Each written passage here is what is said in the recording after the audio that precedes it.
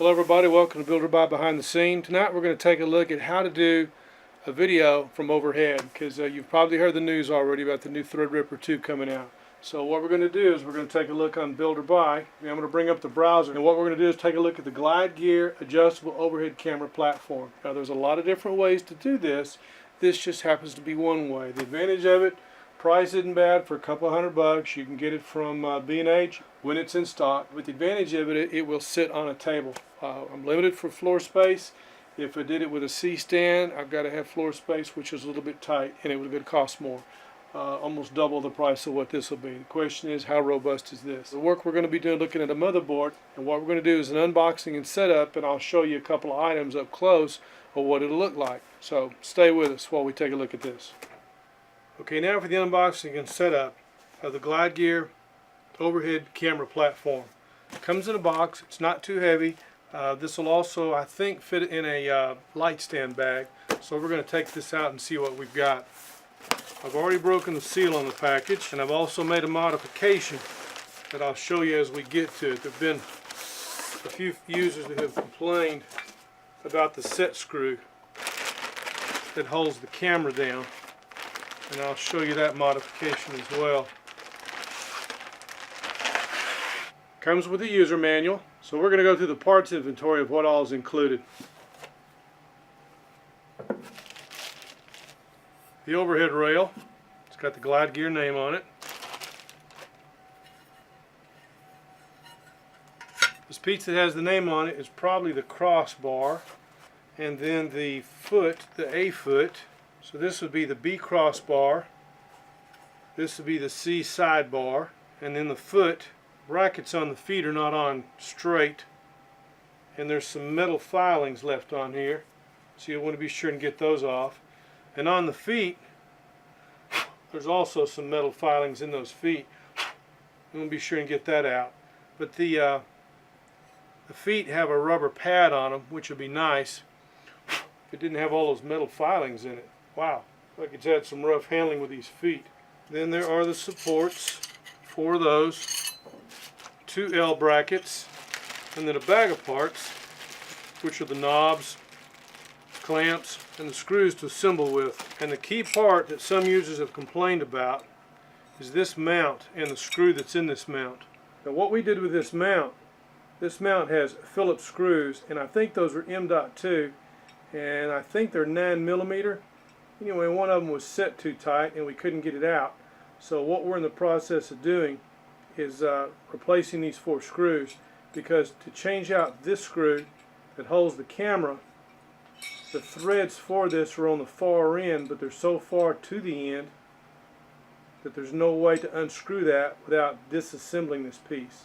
So we disassembled this to change this screw out, and this screw that we changed out, this is a piece from Small Rig. The reason being, we wanted something that had a larger screw to it. So something that's easier to manipulate, easier to control. Small Rig, we were able to get 2 screws, and right now we have just a stainless steel washer in there in between. But what that needs to be replaced with is probably something like a nylon washer. But not only did it give us a larger head to screw down to, but it also gave us a little bit longer thread going up into the camera, and that was something some users had complained about.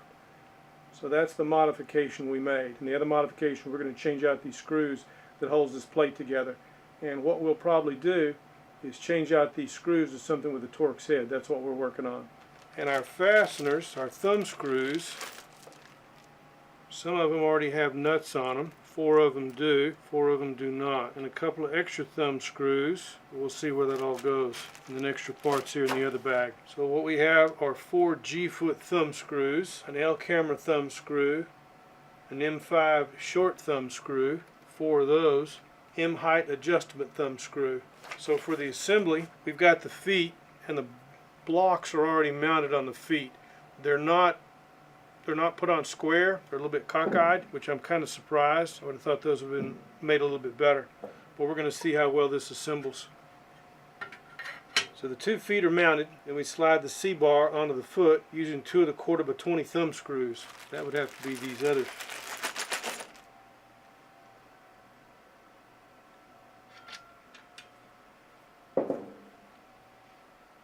Okay, we've got one leg with 2 1/4 thumb screws, and we'll have the other leg with 2 1/4 thumb screws.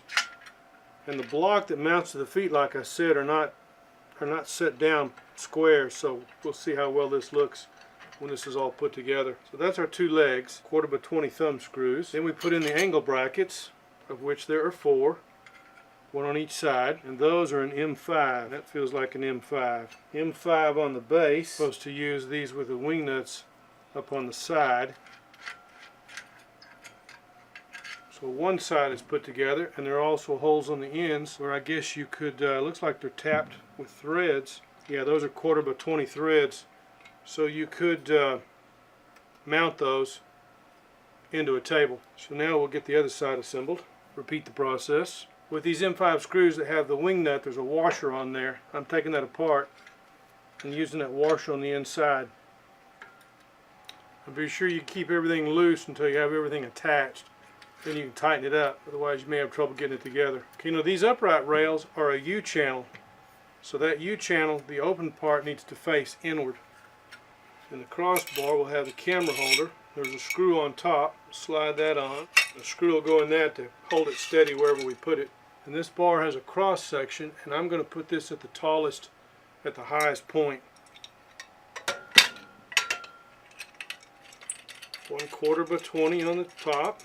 And I'm going to double check, make sure these are 1/4 on the end. Yes, they are.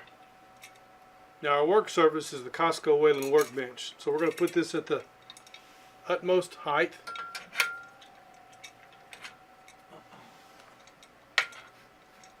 My concern is how good is the lateral support. Let's see if this will support itself. Once it's assembled, it's pretty sturdy. I like that. Now the next thing is going to be to mount a camera to it. And then the 2 brackets, of course, if you want to put a backdrop up here on it. A couple of clamps for the backdrop. And then a couple of screws to hold these clamps on with. Those are 1/4. I'm putting them on the bar so we don't lose them. An additional bracket that doesn't show up in what's included. Maybe a bracket for a smartphone. Something else I'm curious about is our width.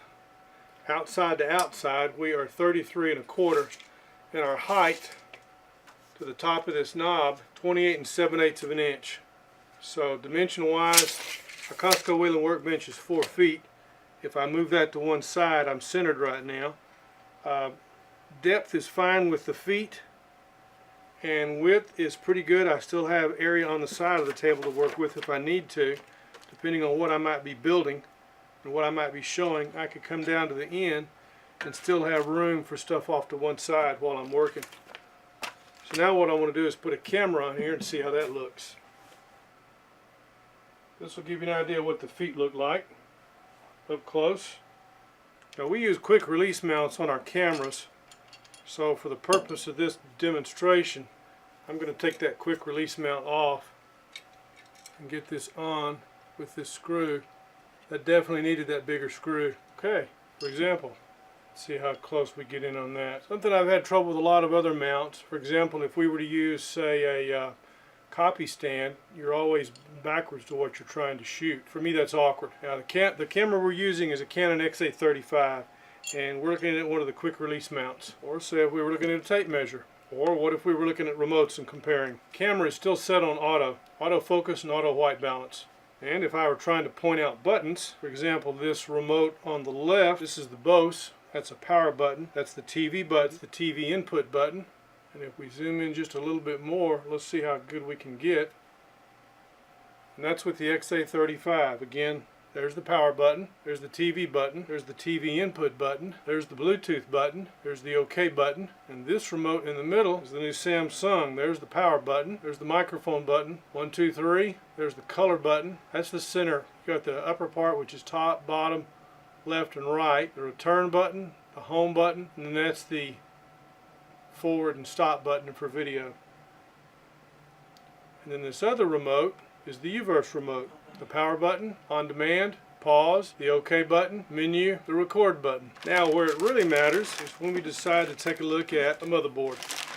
When we get ready to look at a motherboard, if we need to look at, for example, this is a Gigabyte GA990FX gaming motherboard, and we can see based on the technology that's here. The PCI Express slots for the video card, the by 16 slot that's probably by 8, and then the one on top by 16 for the video card. And if we want to look at the I/O on the edge of the board, that's pretty good. We can see audio, SPDIF, Sony Philips digital interface, and we've got, I believe, a system fan here, COM, USB 2, also USB 2, and more USB 2. And then down here, the 19-pin/20-pin connector for USB 3, TPM socket, and then the multicolored pins for the I/O right in here. And we can see where the SATA ports are at, 2, 4, 6. See the battery.